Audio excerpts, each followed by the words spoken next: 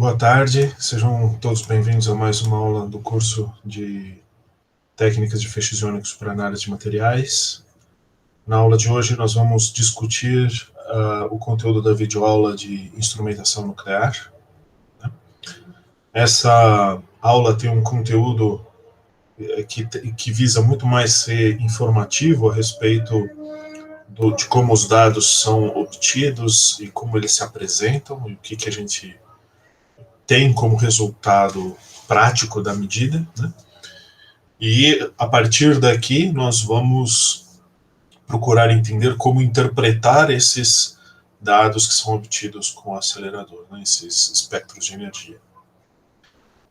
Então, queria começar a discussão perguntando se alguém tem algum comentário, alguma pergunta a respeito dessa aula, que gostaria de começar para a gente dar um start na discussão.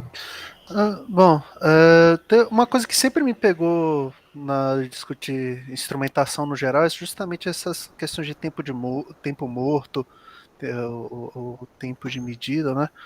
E, assim, eu não peguei tão bem durante a videoaula. Isso. Deixa eu pegar... Bom, deixa eu abrir o slide aqui rapidinho, só para ter eu esqueci de abrir um tópico mais... cadê?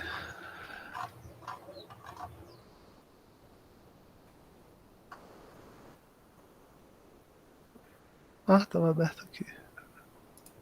Aqui, não tinha.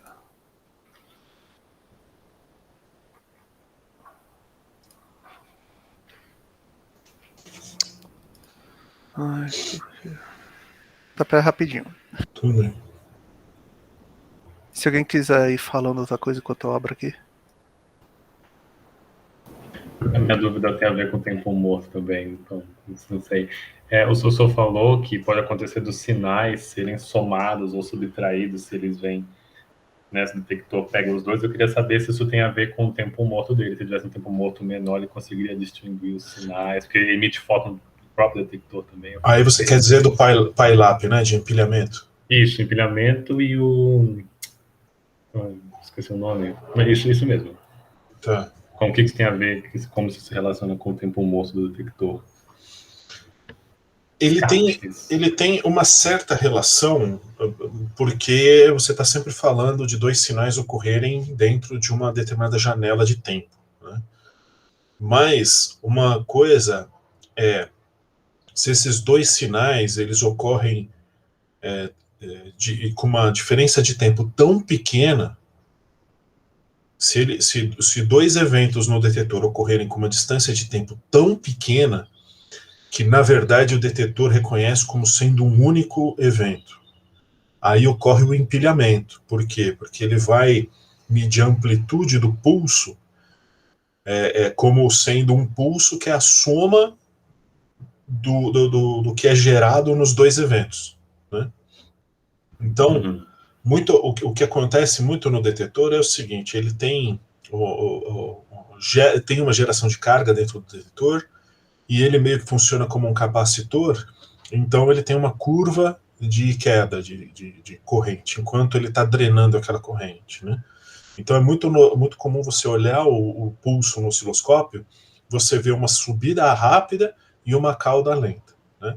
Então, se dois eventos ocorrem ao mesmo tempo, você tem a soma desses dois pulsos, e a eletrônica vai identificar isso como um único evento, e a amplitude desse único evento vai cair no espectro num canal correspondente à soma das duas amplitudes, né?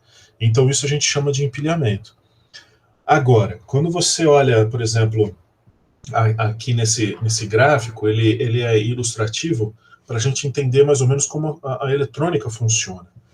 Quer dizer, a gente não vai entender ela nos seus detalhes, mas a gente pode fazer um modelo mental de como ela funciona, que é de uma vez que ocorre um evento no detetor, a eletrônica reconhece que esse evento ocorreu e ela vai processar esse evento, né?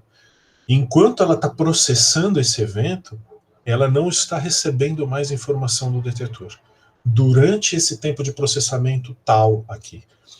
Então, no caso do empilhamento, eles têm que ocorrer mais ou menos junto. Não é exatamente junto, mas é numa diferença de tempo muito curta, né? Agora, se essa distância de tempo já é comparável com esse tempo tal aqui, que é essa janela de tempo da eletrônica, então a eletrônica nem percebe, né? Então, ela só vai voltar a reconhecer eventos depois de passado esse tempo tal, né? Então, veja aqui, nesse caso, ela reconhece um segundo evento, mas tem esse terceiro evento que ocorre dentro da janela que a eletrônica está cega, né? Nesse tempo, a eletrônica está cega. Então, esse evento aqui, a eletrônica não reconhece. E aqui é a mesma coisa, quer dizer, esse cara aqui, ela não reconhece, então ela vai ignorar essas contagens. Deu para entender a diferença entre os dois ou não? Entendi. Então, assim, se os dois sinais forem muito, muito próximos, o detector vai acabar somando ou subtraindo os dois. Se eles forem muito pouco separados, eu vou ignorar o segundo. Mas não tem condição dele subtrair os dois. Não, eu estou confundindo isso aí, quando o detector libera um fóton também. O que acontece é que quando você faz um modelo de PyLab, um modelo de como o PyLab funciona, quais são os efeitos dele no espectro de energia, você vai ver que ele vai pegar algumas contagens de uma região do espectro, vai subtrair e vai somar em outra região. Por que ele faz isso? Porque dois eventos que teriam que ocorrer nos seus canais respectivos, eles não vão mais ocorrer ali e vão ocorrer lá na frente, que é a soma, numa região da soma dos dois, né? Então, isso é bastante comum, por exemplo, em Pixie, a gente fazer modelos de PyLab, modelos de empilhamento, e aí você subtrai algumas contagens dos picos que são mais intensos para somar essas contagens em regiões com canais mais avançados, né? Mas a experiência lá de medida do espectro, ela tem que ser conduzida de forma a se reduzir o efeito de empilhamento e se reduzir o efeito de tempo morto. Né? E é fácil de se lidar com o empilhamento? Você consegue se livrar fácil dele, porque você sabe... Não, experimentalmente, você quer dizer? O que você tem que fazer é abaixar a corrente do feixe, né?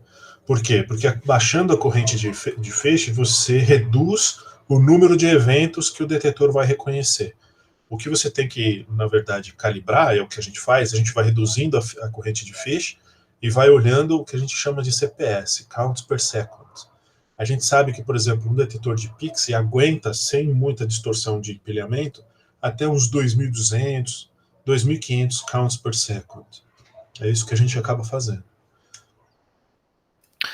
Então, aí entra um pouquinho no que eu... Porque o meu entendimento, então, é que isso é muito mais a questão da eletrônica do que do sensor em si, ou do processamento computacional por detrás, o que gera... Qual é o fator predominante aí desses efeitos? Ou é uma combinação muito paralela das coisas? É uma combinação das duas coisas, porque o empilhamento, ele ocorre, que é quando você tem a sobreposição dos dois picos, que é quando o pico que ocorreu, o pulso, o evento que ocorreu depois, por exemplo, ele ainda está num tempo de queda do sinal, né? Esse tempo de queda do sinal é uma relação de capacitância do detetor. Então, o empilhamento está relacionado com a física, com a impedância, a reatância capacitiva do detetor, né? Agora, o tempo morto está relacionado à velocidade da eletrônica. Então, essa relação de tempo morto ela tem melhorado significativamente com o avanço da microeletrônica. Você veja, por exemplo, que no LAMF tem os antigos detetores do Pixie, né? Na verdade, antigos, mas que ainda estão em funcionamento, tá certo? Esses são os detetores que aguentam entre 2.000 e 2.500 CPS. A gente adquiriu uma eletrônica nova e a gente está em processo de implementação dessa eletrônica, que ela vai aguentar bem mais do que isso em relação ao tempo morto, né? Que é uma eletrônica baseada em FPGA, que é muito mais rápida. Agora, existem outras tecnologias, como por exemplo a de Silicon Drift, que aí aguentam até 1 milhão de contagens por segundo, né? Que é uma coisa, do nosso ponto de vista, seria virtualmente um tempo morto nulo sempre, né? Então, essa questão do tempo morto, ela está intrinsecamente ligada com a eletrônica, o ADC, o amplificador, etc. Agora, a questão do empilhamento está muito mais relacionada com a física do detetor. Bom, o ADC foi a primeira coisa que me veio à cabeça como um fator crítico nisso aí.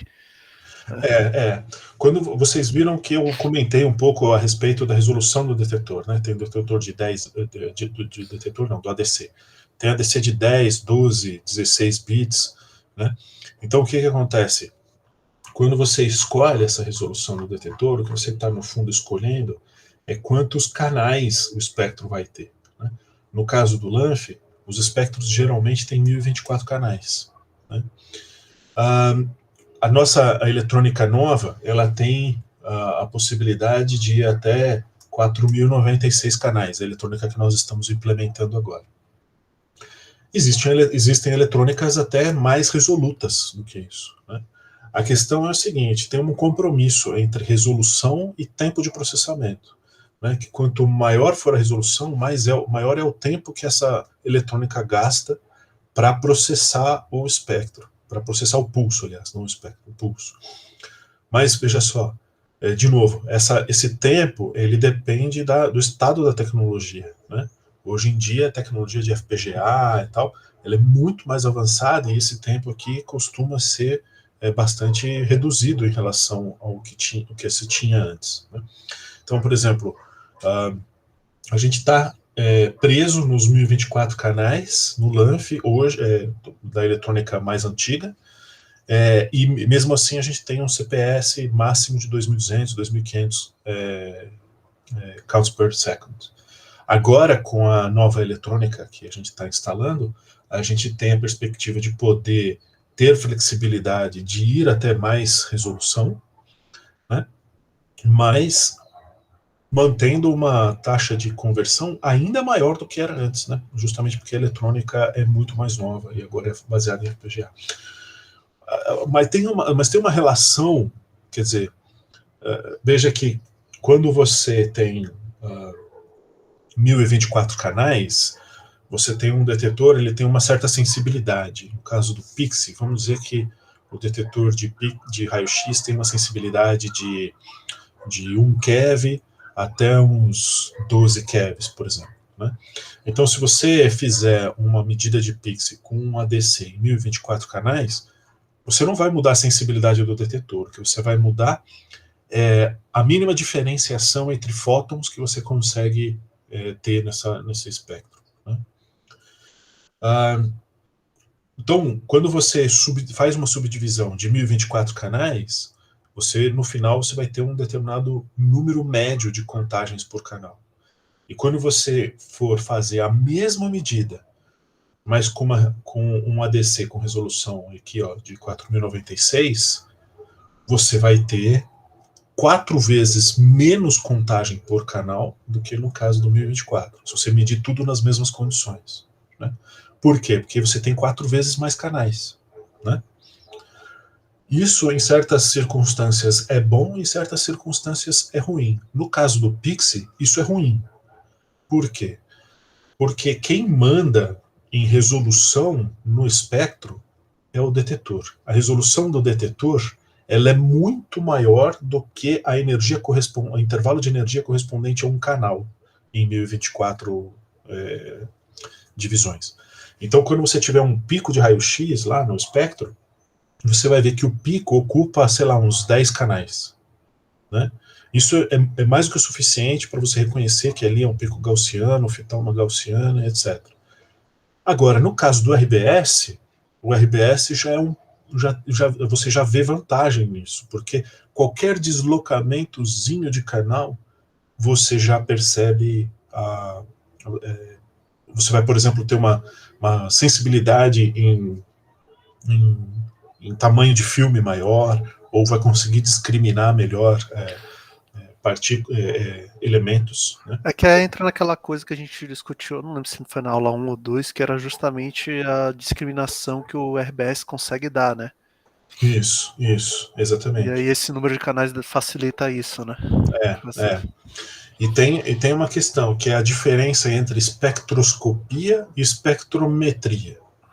Né? A espectroscopia é quando você mede, você faz uma caracterização da amostra, ou enfim, de um processo físico que você está medindo, através de intensidades em canais. Agora, espectrometria é quando você utiliza o espectro para fazer uma medida usando o deslocamento no espectro. Né? Então, tem essa diferença fundamental. Deu para entender o que eu quis dizer com isso ou não? Às vezes eu não sei, como eu não estou vendo a cara de vocês, eu não sei se deu para entender ou não. Não, para mim pelo menos ficou bem claro. Mas tô acostumado a trabalhar com Toninho também, né? Então essa parte de discutir a eletrônica do negócio já é meio corriqueiro lá. Agora, você disse que tinha uma pergunta a respeito do tempo morto. Você já fez essa pergunta? Não, essa era a diferenciação que o Matheus trouxe. Certo. Que era uma coisa realmente também que eu sempre tive meio dificuldade de separar, mas acho que já tá mais claro agora. Tá. Entendi.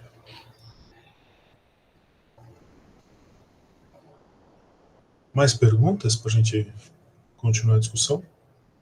Eu tenho uma pergunta também, professor. Diga, Alexandre. Seria sobre o slide 55, que está falando sobre a sensibilidade, né? O senhor escreveu aqui, falou rapidamente que a gente utiliza um filtro que impede os raios-x de baixa energia chegarem, né? Isso seria relacionado a você evitar muito ruído, né? Como usando um filtro passa alto, imagino, né? No slide 55, a gente está falando de filtro de raio-x, é isso? Isso. Você usa um filtro passa alta para evitar muito ruído de fundo. Seria essa a ideia? Tem a ver com isso. Porque o que acontece é que nas baixas energias, as seções de choque de produção de raio-x, elas são muito altas. Então, junta isso com aquela informação do tempo morto.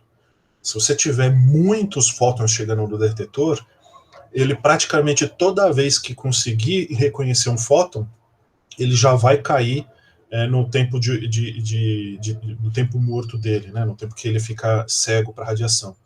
Isso a gente não quer. Né? O que a gente quer é que tenha um número adequado de contagens por segundo para o detetor ter tempo de medir tudo. Então, quando você deixa passar os fótons de baixa energia, eles são em muito grande quantidade e eles vão acabar cegando o detetor e eles não vão conseguir medir mais nada a não ser aqueles fótons de baixa energia. Então, sim, você coloca um filtro de raio-x, que é o filtro que vai... Peraí, deixa eu achar meu mouse aqui. Aqui. Que é o filtro que vai causar essa atenuação aqui, né? Então, você tem aqui a curva vermelha, a curva preta, a curva azul, verde. O que está mudando aqui é o filtro de raio-x que tem na frente do detetor. Veja que tem a diferença entre a curva preta... Não, entre a curva azul, verde e roxa, é a espessura do filme de berílio que tem na frente do detetor, né? 12, 25 e 100 microns. É isso? Sim, mas e quando se tratasse de raios-x de energia muito alta? Aí não aconteceria alguma coisa também relacionada a isso do tempo morto do filtro? Porque senão ia saturar o detector, certo? Então, ele não satura, na verdade. O que acontece é o seguinte, nessa alta energia aqui, ó, a seção de choque de produção de efeito fotoelétrico, ela cai muito rápido, né? Então, para uma mesma espessura, fótons de energia mais alta, eles tenderiam a passar direto pela região sensível do detetor sem induzir carga lá. Né?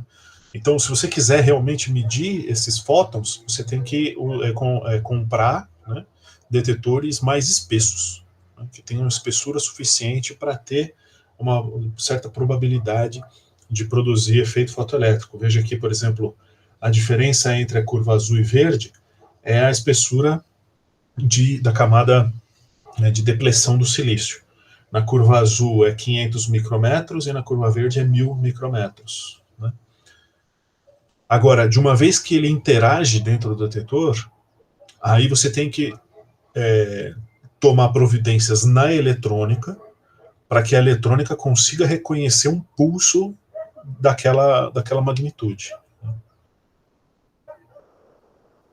Ah, tá. Deu para entender. Tá?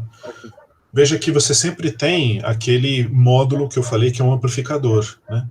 Então, você pode escolher um ganho 1, meio, 1, 10, 50, 100, 1000. Né? Então, se você tiver um pulso muito pequenininho e você quiser medir ele, aí você põe no fator 1000.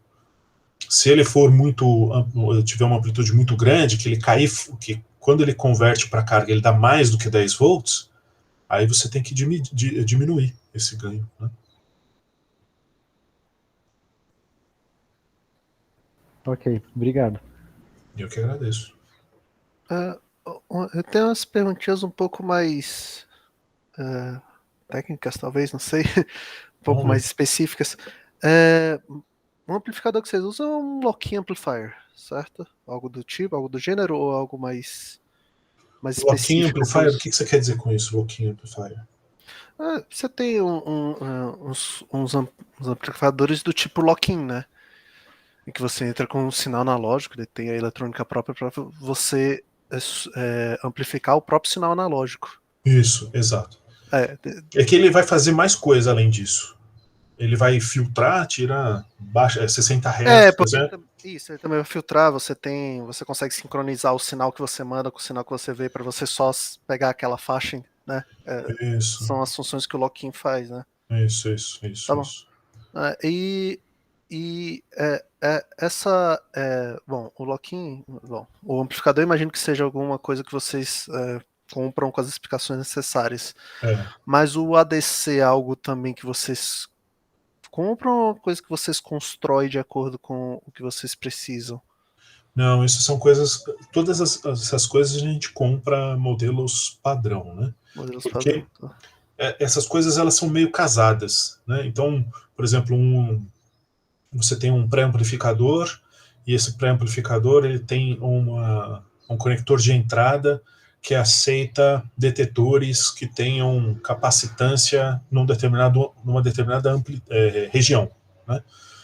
Então você escolhe o pré-amplificador dada a capacitância do detetor que você quer medir. Aí esse pré-amplificador ele vai produzir, ele pode simplesmente fazer a conversão de carga para tensão, ou ele pode fazer a conversão de carga para tensão e multiplicar por uma constante. Sabendo a faixa de sinal que sai, você compra um amplificador que seja compatível com essa faixa. Você também tem que fazer o casamento da impedância de saída do pré com a entrada do amplificador. Né? Parece meio óbvio, né, que você tem que fazer esse casamento de impedância, mas eu falo isso porque acontece de você comprar um pré de uma marca, um amplificador de outra marca, e eles fazem essa mudança de propósito, né, que é para você comprar sempre da mesma linha. Não, eu já tive problema, quer dizer, bom, foi em escala bem menor, que é no lab didático, mas já tive esse problema com impedância da eletrônica, né? Isso aí é uma coisa que passa batido muitas vezes, que se você não tiver acostumado, passa batido, começa a ter fuga de corrente, você começa a não ler o sinal direito, até gera também maiores atrasos na questão do tempo morto também. Você começa a fugir corrente, você pensa que é um tempo morto e não é. E aí começa a dar vários probleminhas em cascada, né? No caso específico do LANF, o que acontece muito, quer dizer, acontece se você não tomar esse cuidado, é que você tem reflexão no cabo, né? Então, se você tiver o casamento de impedância certinho, você não tem reflexão. Se você não tiver o casamento de impedância, o sinal fica refletindo nas duas entradas, e como as distâncias são curtas, a reflexão meio que se confunde com o próprio sinal, e aí dá uma borrada na resolução dos detetores, né? Então, tem que tomar cuidado com isso, porque tem um impacto direto na resolução dos detetores, esse tipo de coisa.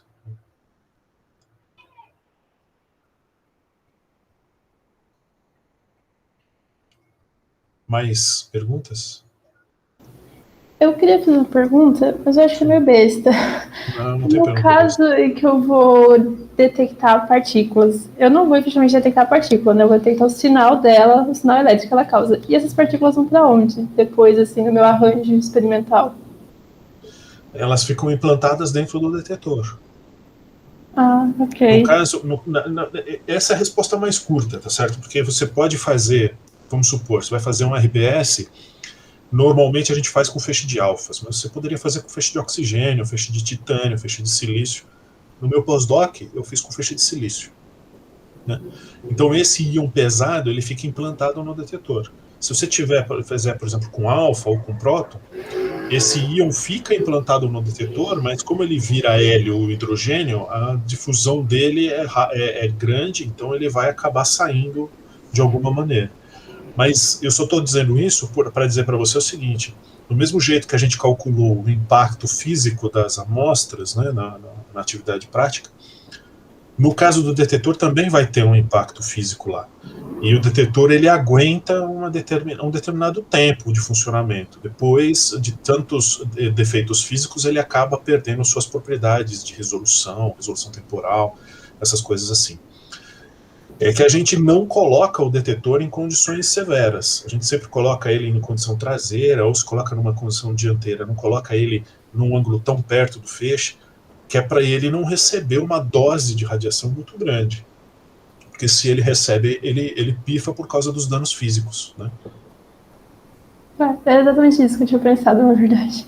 O quanto ele ia sofrer com isso.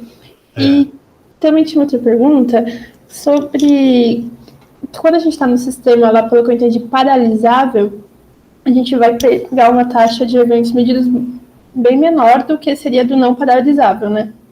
Então, por que eu optaria por usar o paralisável? É mais barato ou algo do tipo? Não, na verdade, no frigir dos ovos, sim. Mas aqui a questão ela é basicamente a diferença de processo de eletrônica, né? Então, o que você tem que fazer é caracterizar a sua eletrônica para saber se ela é não paralelizável ou paralelizável, né? Então, o que acontece? Na prática, os sistemas eletrônicos, eles são uma composição entre um e outro. Eles não são um puramente, nem o outro puramente. Eles estão no meio, entre essas duas curvas, né? Então, o que acontece? Quanto mais rápida for a sua eletrônica, você vai se aproximando dessa curva, mas, ao mesmo tempo, mais rápida a eletrônica, mais baixa fica essa curva, né? Então, ela é muito mais uma composição de qual é o estado da arte de eletrônica que você está usando, qual é a faixa de capacitância do detetor que você está usando, né? Qual é a janela de tempo morto que o detetor precisa para processar o sinal, né? Então, é muito mais uma característica da eletrônica dada o seu estado da arte, assim, digamos. Tá bom, entendi. Obrigada. Nada. Eu que agradeço. Mais perguntas?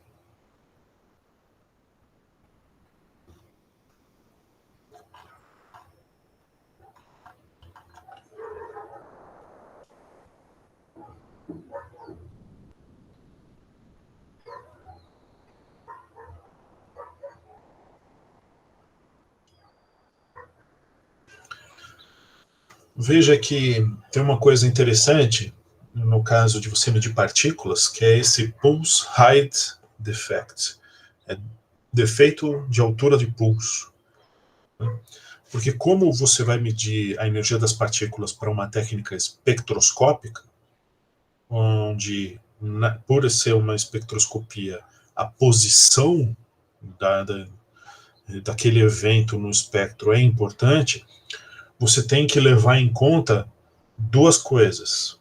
Uma delas é que o detetor ele tem uma fina camadinha condutora. Nos detetores mais antigos ela era feita de ouro. Nos detetores mais novos ela é feita de silício com dopagem de boro em alta densidade. E que nesse filmezinho que tem em cima do detetor, a partícula perde energia, mas ela não é convertida em pulso elétrico. Né? Então é como se você tivesse um filtro na frente do detetor que ele reduz um pouquinho a energia do detetor. A energia da partícula, desculpe. A outra coisa é que o pulso, para a medida de partícula, ele é proporcional à integral do poder de freamento eletrônico, somente. Né? Porque se essa partícula que está entrando no detetor, ela perde energia dentro do detetor por algum processo nuclear, esse processo nuclear não gera carga, ele só gera deslocamentos de átomos. Né? Então é só a integral do stopping power eletrônico. Existem essas duas opções no software Sinra, que é o software que a gente vai aprender para a simulação de espectro RBS. Em princípio, essas correções elas deveriam ser rotineiras, quer dizer, a gente deveria fazer sempre. Mas elas são muito pequenas, né? E o custo computacional disso às vezes é muito grande, porque uma coisa é simplesmente o Sinra calcular qual é a energia do íon que deveria chegar no detetor, e outra coisa é ele computar a perda de energia na camada morta e computar a integral do poder de freamento dentro do detetor. Ele gasta mais tempo fazendo isso. Né? Então, em muitos casos práticos, a gente acaba nem fazendo essa correção de defeito de altura de pulso. Né? Mas é uma coisa que é importante a gente saber que ela existe, porque a gente pode rotineiramente não precisar, mas às vezes tem um probleminha lá que a gente precisa resolver onde isso é necessário. Né? Então, a gente tem que levar isso em consideração em algumas vezes.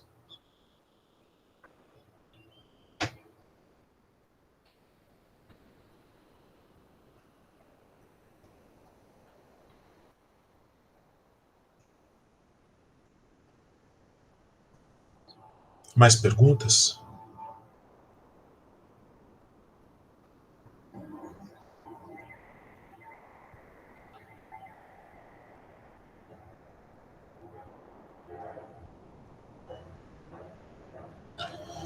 Bom, pessoal, então, se não há mais perguntas, eu vou interromper a gravação.